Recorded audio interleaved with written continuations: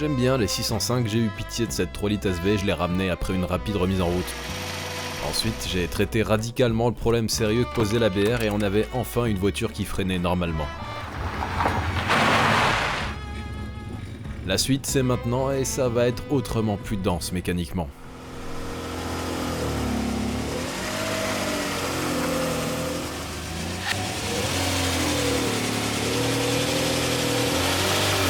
L'autre problème important c'était le berceau avant, ou plutôt ce qu'il en restait, mais évidemment on pouvait pas se contenter de ça.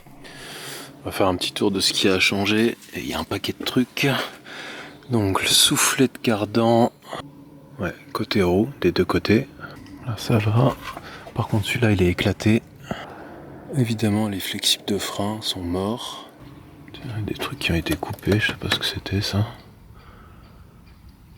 Tout ce qui est échappement, je essaierai de réparer après. C'est pas forcément bon à acheter, je pense que c'est réparable tout ça. À moins que j'ai raté quelque chose. Ah oui, il y avait ça aussi, les soufflets de crémaillère. Les deux sont mortes chez mort. Et évidemment c'est sans compter ce qui m'a échappé. Le lendemain, j'ai consciencieusement évité de commencer trop tôt pour sagement attendre le dégel. Autant dire que la journée était déjà bien entamée, alors je vais essayer d'être efficace.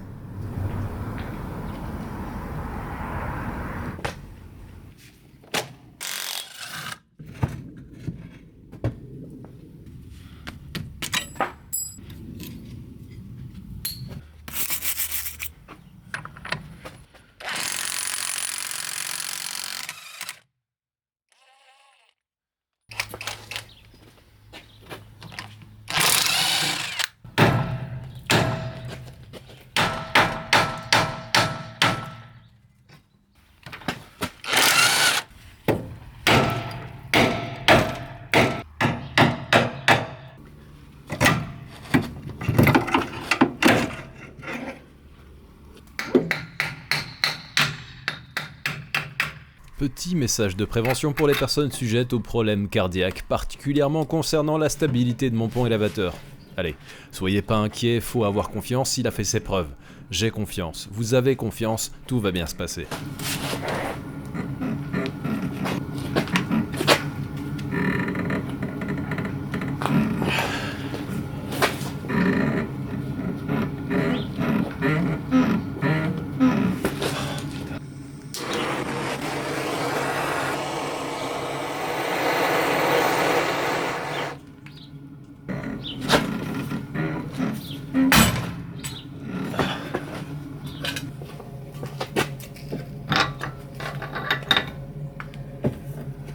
Ça fait toujours plaisir lorsqu'on a ce genre de pilette avec juste un petit emprunt de 6 pans pour la tenir et desserrer. Quand ça fissure, c'est génial ça. Donc voilà, qu'est-ce qu'il nous reste à faire là? On va couper.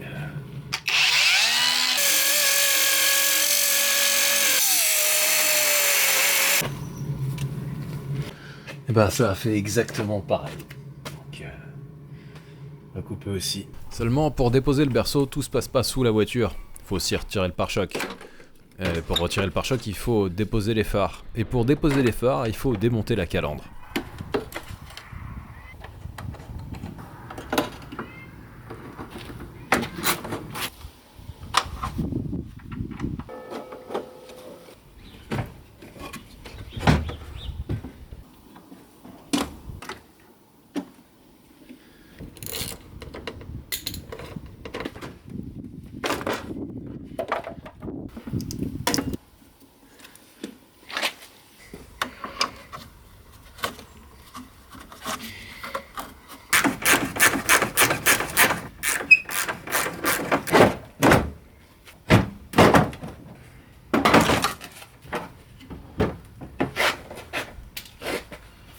Incroyable, j'ai réussi à tout enlever. Même si le moteur est suspendu par les supports moteurs supérieurs, je mets en place la poutre de soutien parce que dans le cas où il serait mort, on assisterait à la dépose moteur la plus rapide de l'histoire de la chaîne.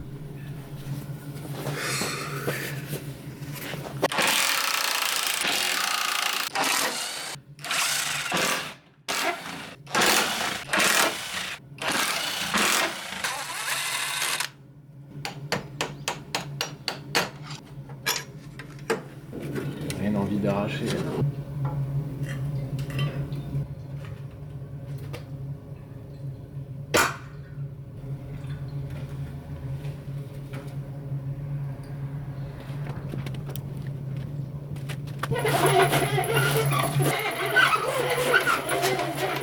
Donc 4 ans après avoir récupéré la voiture, le berceau est déposé. Pas mal, hein? Admirez sa patine. J'ai choisi de pas le réparer, mais plutôt de le remplacer. Coup de chance, un certain Manu, que vous avez déjà vu quelques fois sur la chaîne à l'occasion de transport de véhicules internationaux, a mis en pièce une 605 et il m'a fait cadeau du berceau qui est loin d'être aussi pourri comme vous pouvez le voir. Par contre, il y a quelques différences d'implémentation, donc va falloir s'en occuper.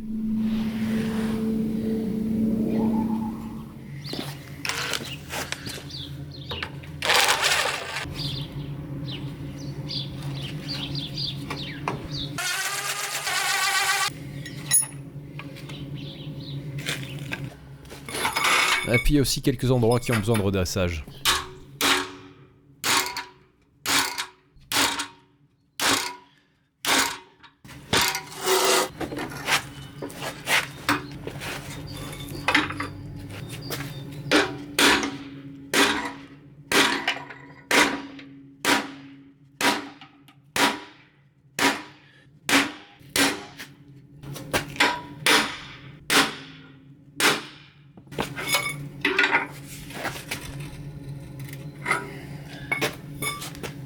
Du travail d'orfèvre.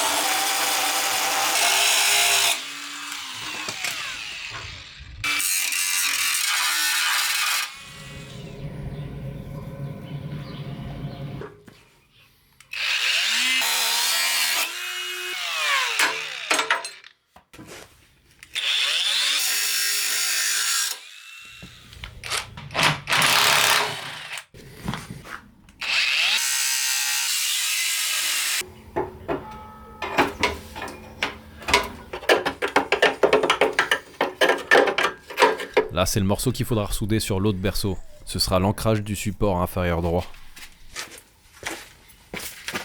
Voilà, maintenant qu'on n'a plus rien à récupérer sur celui-là, il va pouvoir aller à la ferraille.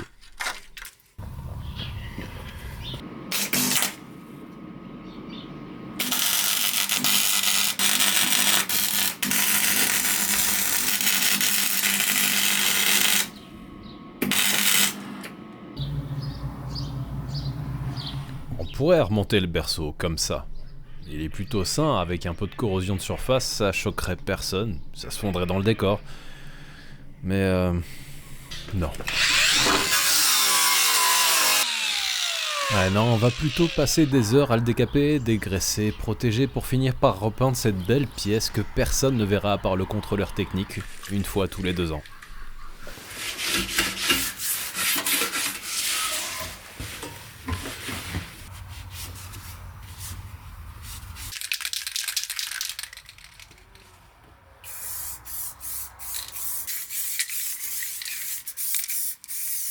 Donc après le convertisseur de rouille, hop, après, puis un coup de noir, comme d'origine. Les restants de produits que Coloris m'avait fournis pour des projets que vous avez sans doute déjà vus.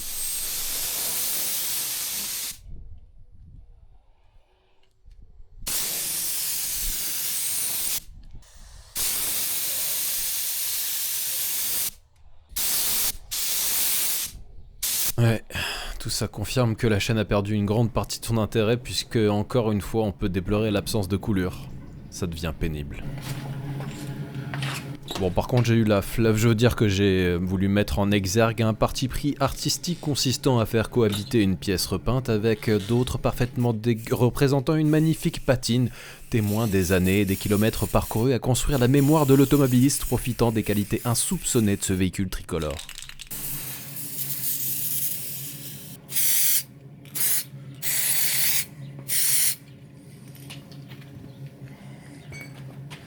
Enfin, de toute façon, vous devriez pas être surpris, la politique de la chaîne n'a pas changé. Si c'est encore bon après 20 ans de service, touche pas à ça, jeune gourgandin.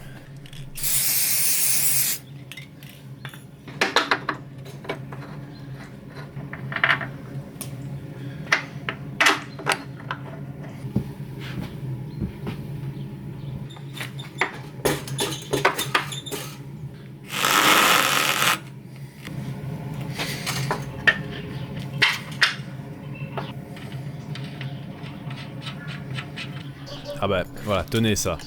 Par exemple, c'est plus bon à rien, donc on peut remplacer, c'est bon ça, c'est bien, c'est accepté.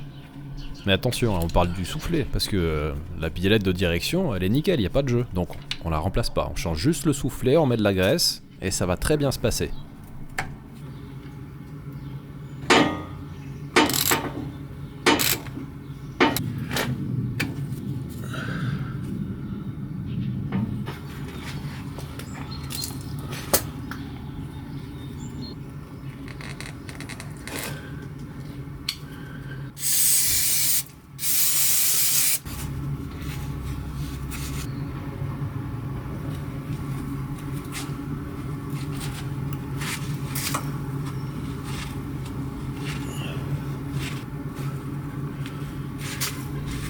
Et il reste plus qu'à mettre les colliers et à faire la même chose de l'autre côté.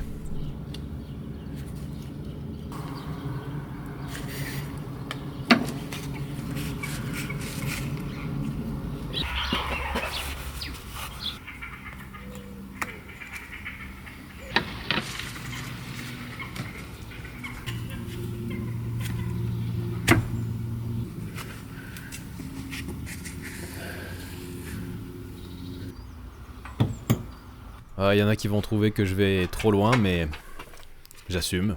Donc la rotule inférieure a un soufflet défoncé, mais elle est encore bonne, donc je remplace le soufflet. Ouais, ça se fait. C'est mieux que de monter du Ridex ou une contrefaçon de Mail HD, hein. Par contre, il faut admettre que remettre les circlips en place sur ces soufflets, c'est un peu la merde, mais bon. On finit par prendre un peu le coup de main, donc c'est juste modérément chiant.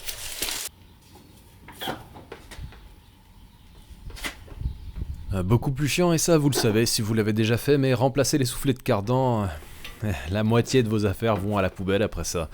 Vous osez même plus poser votre regard sur votre établi et sur l'étau, mais il n'y a pas le choix. Et oui, même après le 12e soufflet de remplacer, vous serez toujours étonné de voir jusqu'où cette foutue graisse noire est allée se fourrer. Et justement, pour sauvegarder l'état de mon matériel vidéo, je ne filme plus ces scènes qui exciteraient pourtant plus d'un scatophile. On va plutôt remercier Autoshop pour l'envoi des pièces qui me manquaient pour continuer. Et je vous rappelle qu'en description, vous avez le code de réduction si vous avez besoin de leur commander quoi que ce soit. Alors c'était bien de découper les biellettes de Barstab, mais il reste encore la fixation supérieure avant de pouvoir les remplacer par des pièces en bon état.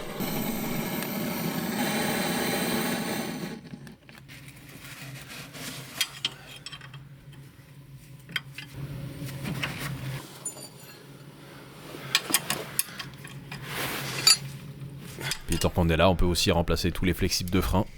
Parce que il n'y avait pas de doute qu'ils étaient plus bons pour le service.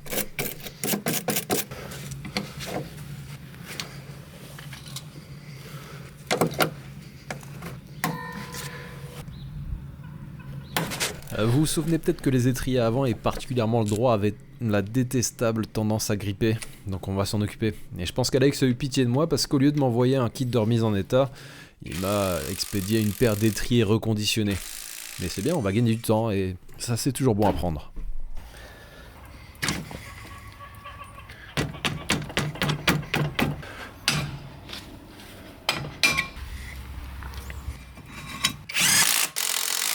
Maintenant qu'on a remplacé tous les soufflets du rythme mort, changé les étriers et les biellettes de barre stabilisatrices, on va pouvoir réinstaller un berceau sous le V6 de cette 605.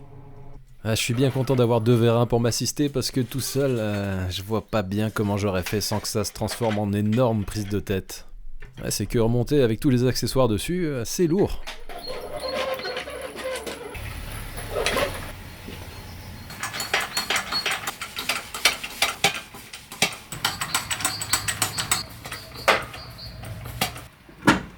Allez, arrêtez de vous affoler sur la stabilité du pont et dites-vous quand même que depuis que je l'ai, il m'a rendu d'énormes services.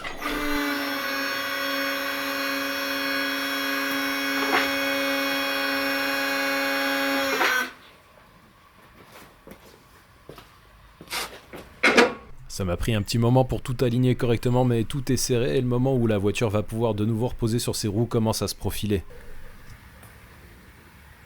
Et l'on dirait que les astres sont alignés puisque le jour suivant, pas de pluie de prévu, donc on va pouvoir sérieusement avancer.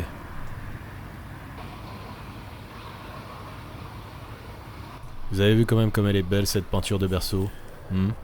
Avant de remonter la face avant, j'ai envie d'en terminer avec la partie freinage, il restait encore les 4 flexibles arrière à remplacer. Et comme c'est un poil pénible, je préfère commencer par ça avant d'être à bout de patience.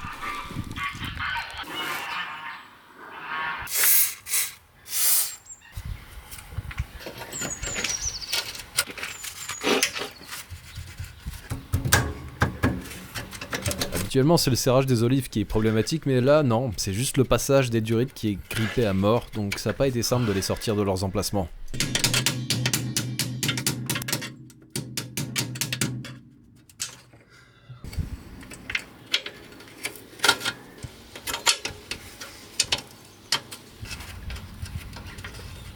Là, ça va, comme c'était encore le début de la journée, j'avais l'état d'esprit qui me permettait de démonter plus de pièces pour gagner du temps et moins galérer.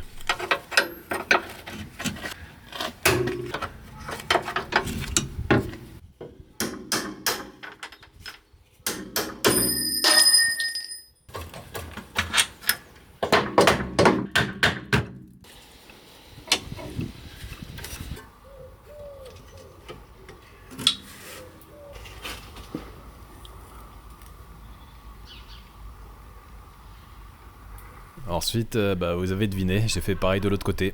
Pénible, mais indispensable.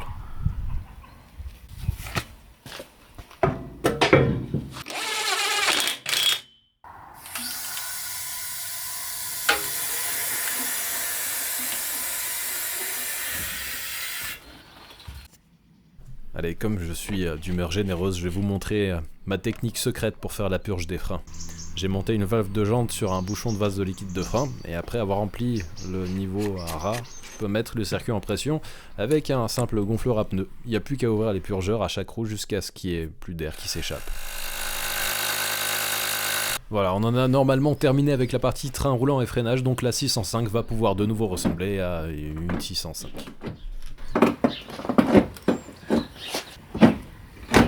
Voilà, tout est remonté et j'ai évidemment remplacé toutes les ampoules HS parce que c'est horrible à faire sur cette voiture quand c'est déjà en place. On va tenter maintenant de corriger le fonctionnement moteur. Il a toujours très mal tourné, surtout à froid, et ça s'est pas arrangé ces dernières années où j'ai fait aucun trajet significatif avec la voiture. Le premier gros problème, c'est le régime au démarrage. Elle tourne beaucoup trop bas. J'ai bouché les prises d'air, ça on s'en rappelle, et ça a empiré les choses, donc logiquement il faut s'intéresser à la vanne de ralenti. Je l'ai déjà débranché, moteur en route, et ça change absolument rien. Enfin, là, de toute façon, si on veut tester, vu le bruit que fait la pompe à essence, si on n'a plus de carburant, on va pas aller bien loin dans le diagnostic.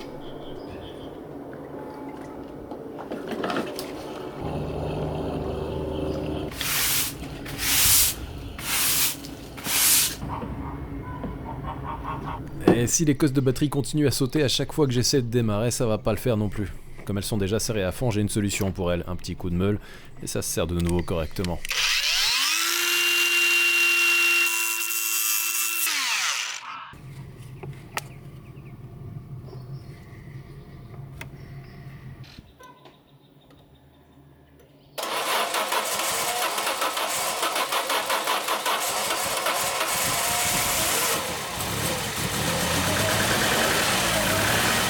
Alors ça démarre, mais ça fume, ça pue, ça tourne aussi bien que dans ma tête et le régime de ralenti est toujours à environ 200 tours, ce qui est un miracle en soi.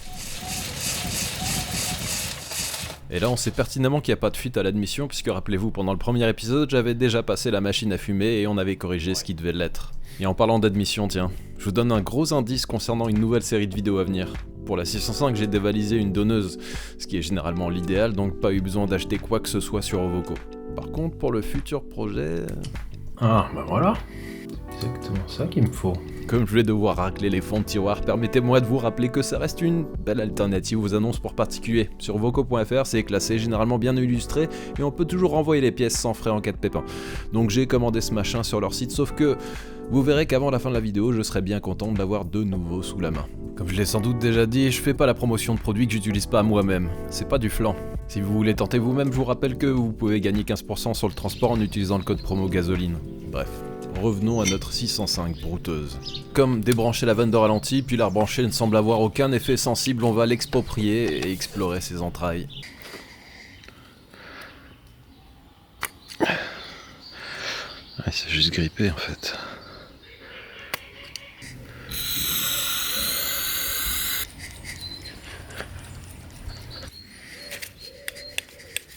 Là, la vanne est de nouveau libre, donc on va pouvoir tester de nouveau.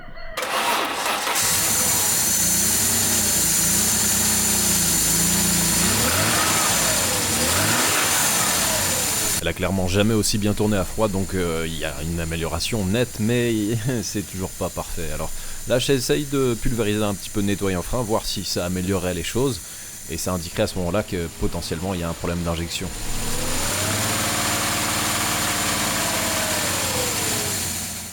Pour être franc, ça a rien révélé de probant, mais j'écoute mon intuition. Donc je vais commencer par remplacer les bougies qui ont sûrement pas apprécié d'avoir pas bénéficié d'un mélange correct pendant plusieurs années de démarrage à froid. C'est super. Ouais, les points de fixation de l'habillage moteur qui sont fixés sur les rails d'injection, empêchant le passage de la rallonge pour sortir les bougies, c'est merveilleux. Ouais. Ça n'aide pas. Ça ressemble à ces peintures spéciales qu'on voit ces derniers temps et qui sont censées absorber quasiment l'intégralité du spectre lumineux.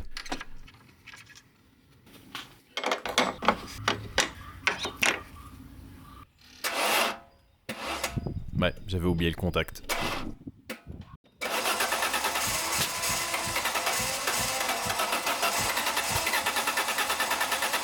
Ah bah voilà, là elle marche beaucoup mieux la voiture, hein. Il y a un net progrès.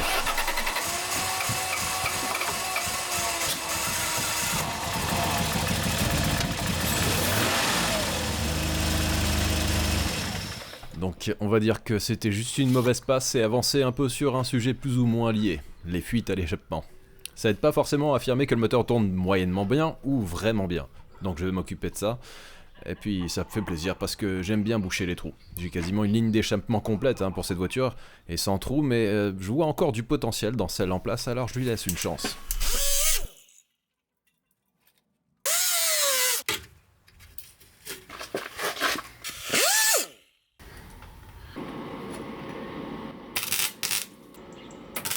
Et après avoir comblé ce qui me semblait le plus évident, on va pouvoir tester de nouveau et profiter de l'amélioration si on en a une.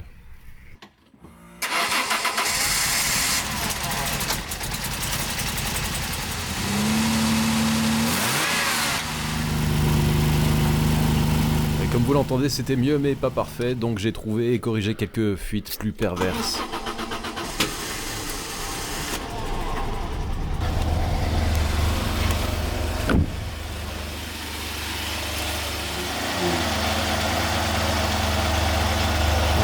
Quand même nettement mieux là déjà.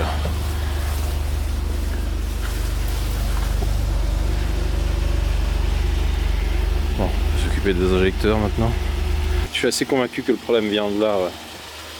Le fait qu'elle tourne rarement sur 6 cylindres. Encore moins quand on met gaz en grand. L'intuition, je vous dis. Alors on va voir où est-ce qu'elle nous mène.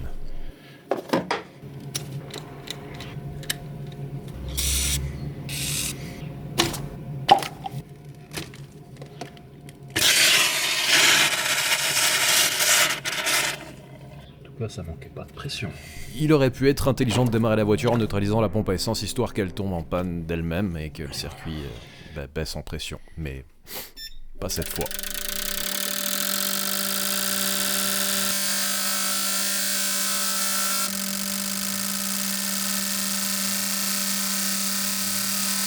Eh ben, on dirait bien que je me suis planté. J'étais vraiment persuadé que ces injecteurs précisément, ils étaient vraiment merdiques. Et puis en fait non. C'est pas du tout dramatique là, les différences qu'il y a entre les niveaux. Et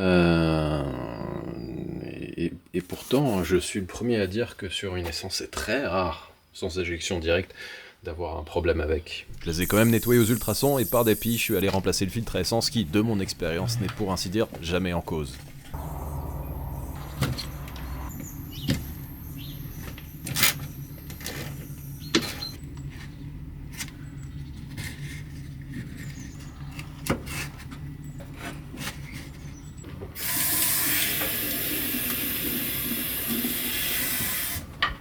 Là, je me suis dit qu'à ce stade, le mieux c'était d'aller rouler pour se faire une meilleure idée de l'ampleur du problème restant, mais pas avant d'avoir bien inspecté et nettoyé l'allumage. Non. Il y a de l'humidité là-dedans.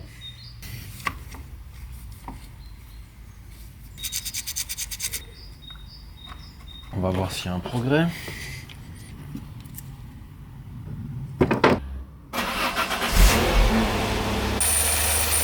On dirait qu'il y a un vaste progrès, et là je m'y attendais pas trop parce que j'avais précédemment déjà fait ça, faut croire que ça datait déjà trop. Après avoir corrigé une petite fuite à un injecteur, je remplace la sonde de température qui est toujours un bon coupable quand on semble confronté à un moteur qui tourne comme une patate. Maintenant, avant d'oublier, je vais remettre la boîte à niveau. Comme on a sorti les cardans, il manque peut-être un petit peu d'huile.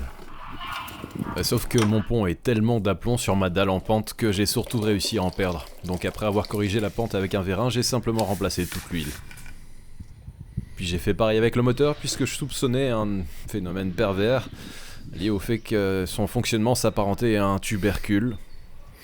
Ouais, c'est bien ce qui me semblait, sans l'essence. Et la boucle est bouclée cette fois-ci. Je le remonte avec un joint neuf. Si c'est pas beau tout ça. Je me suis jamais servi de ce truc-là.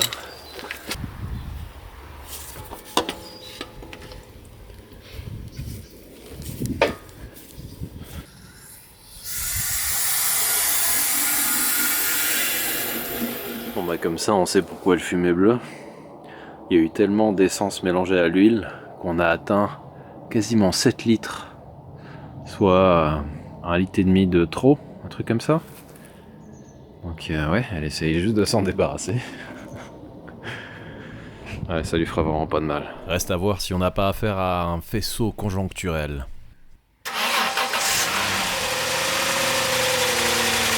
Là, ça fume presque plus derrière, donc ça venait de là a priori. Puisqu'on est dans le domaine de Racing Lubes, autant en remettre dans le vase de direction assistée. Il faudrait peut-être qu'on s'occupe de ça. J'avais eu le coup sur la XM d'un truc bricolé comme ça et à cause du montage qu'ils avaient fait, la jauge ne permettait pas de lire le bon niveau. Donc c'est quand même important. Il y a bien longtemps maintenant, Mecaplace m'a envoyé de quoi remplacer cette partie-là. Je les remercie, ils m'ont rien demandé en échange. Et octobre 2022. ça devait être du polystyrène pour protéger dans l'emballage. Je savais pas que ça devenait comme ça. J'ai cru pendant un moment que c'était des sortes d'énormes crottes de rats. Voilà, normalement il y a tout ce qu'il faut. Curieusement, ce montage-là, c'est assez costaud ce qu'ils ont fait. Je pense que c'est une sorte de pâte de réparation à froid là, avec les deux éléments qu'il faut malaxer pour que ça durcisse. Reste à trouver l'outil adapté pour s'en débarrasser. C'est lui taper dessus. Ouais, voilà, c'est la bonne méthode.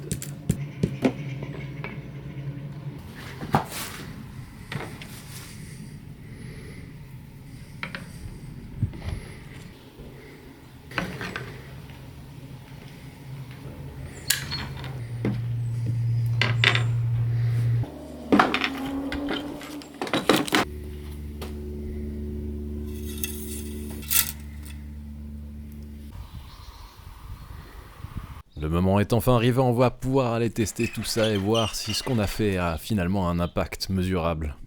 Depuis le temps que j'attends ça, c'est enfin arrivé. En espérant que ça se passe bien.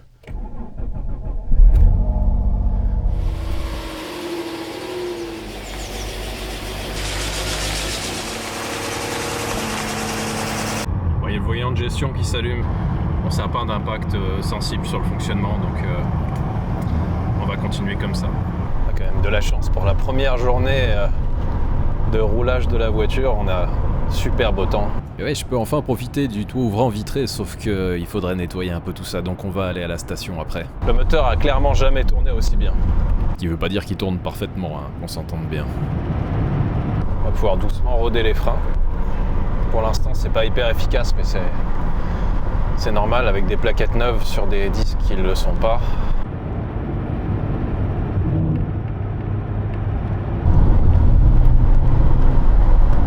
Bon, elle roule vraiment bien, mais il y a quand même des trucs qui se rappellent à moi, évidemment.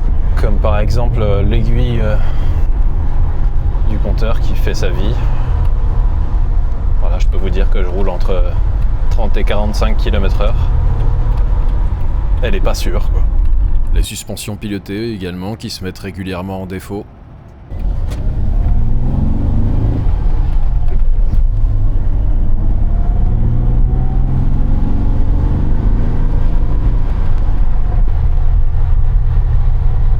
On est tranquille au couple. Ça lui arrive encore de tourner quelques fois sur 5 cylindres.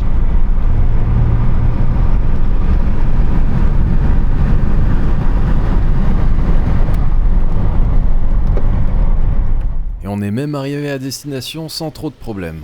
Donc après lui avoir offert un décapage mérité, on pouvait repartir et profiter d'un de ces moments durant lesquels elle tourne convenablement.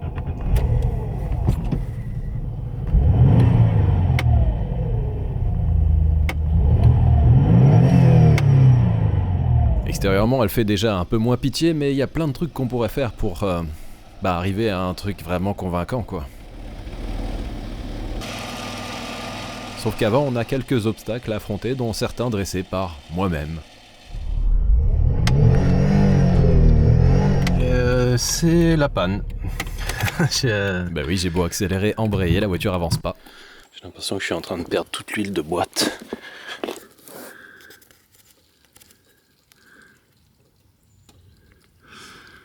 Ok, bon, je crois que j'ai compris ce qui s'est passé. J'ai dû oublier de serrer les petites oreilles là, qui servent à empêcher le cardan de droit de sortir de son orifice au niveau du palier. Et du coup, je sais pas, en tournant à droite, sûrement que le cardan est sorti de la boîte. Donc c'est pas très grave, mais bon, je suis désolé pour la nature. Voilà, j'ai perdu toute l'huile de boîte là-bas. Une bonne partie, parce qu'en plus je me suis garé en pente, donc ça n'aide pas. Je vais remettre de l'huile, je vais remettre les vis, et normalement tout se passera de nouveau parfaitement bien. On espère. Mais là, il va falloir que j'attende du secours.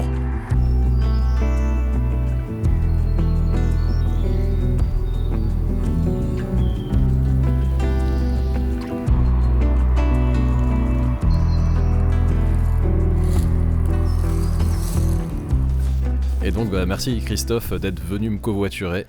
Comme ça, je suis allé chercher les outils et les fluides et là on va essayer de repartir par la route. Normalement le cardan il est dedans de nouveau.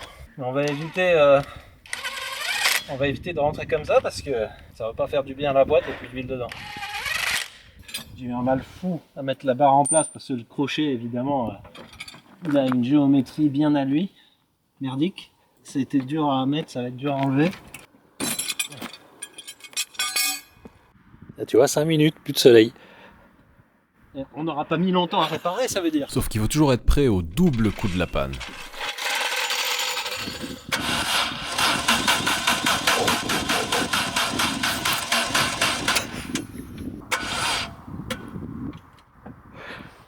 Tu sais, tu connais l'expression enculé par le destin? La misère. J'ai pas pris le booster, bien sûr. En marche arrière. Marche arrière? Ouais. Ça va accrocher fort, hein. Ben ouais, mais en marche avant, ça va être compliqué. T'es prêt? Ok, mais tiens les freins, on lève les freins à main.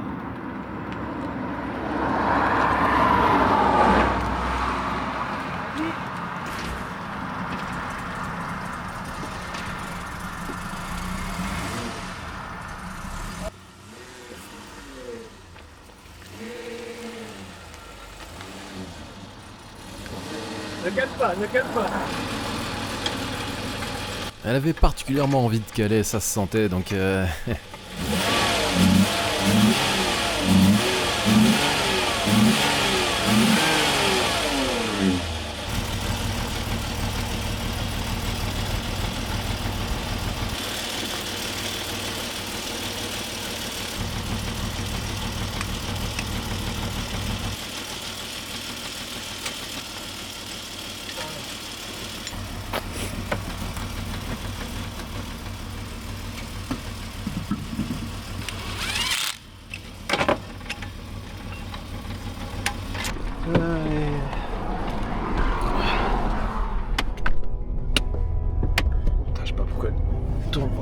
mal.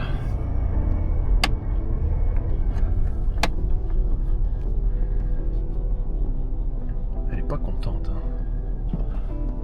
Pas contente du tout. Elle me dit stop pour une autre raison, je sais pas. Ouais, elle tourne pas comme elle voudrait, on dirait.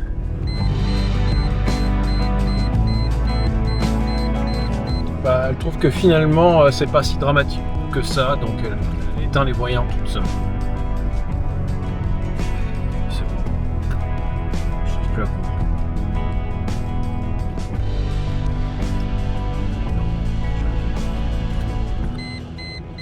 Je vous avais dit que j'avais eu de nouveaux besoins de vocaux. Le bip bip bip, c'est le ML500 qui est déjà en panne. Ça, c'est pas supportable très longtemps, quoi. Le système ESP en carafe.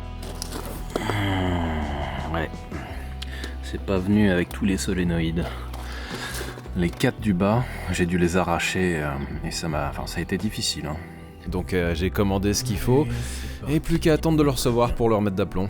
Il les enchaîne, le salaud. Après j'ai continué à chercher pourquoi ce V6 continue à tourner aussi mal, donc j'ai corrigé quelques avaries mineures, comme le doigt d'allumeur par exemple qui avait arqué. Ça a troué le plastique ici qui est censé isoler. Jusqu'à trouver LE problème.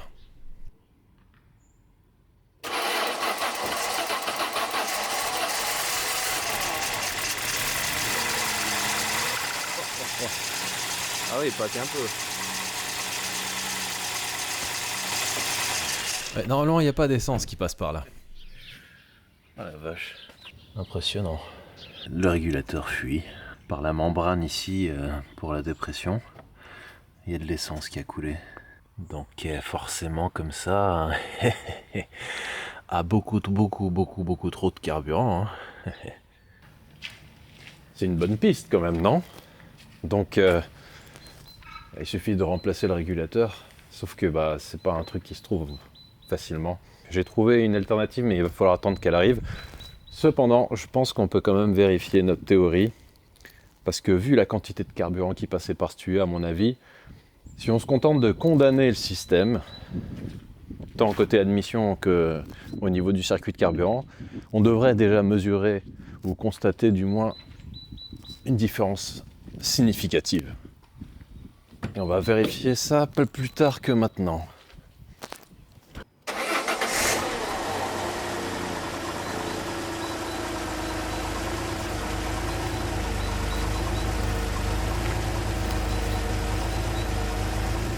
On est d'accord pour dire que on a trouvé. Bon, on a trouvé, sauf que en fait, il y a tellement de pression que il faut arrêter ça tout de suite.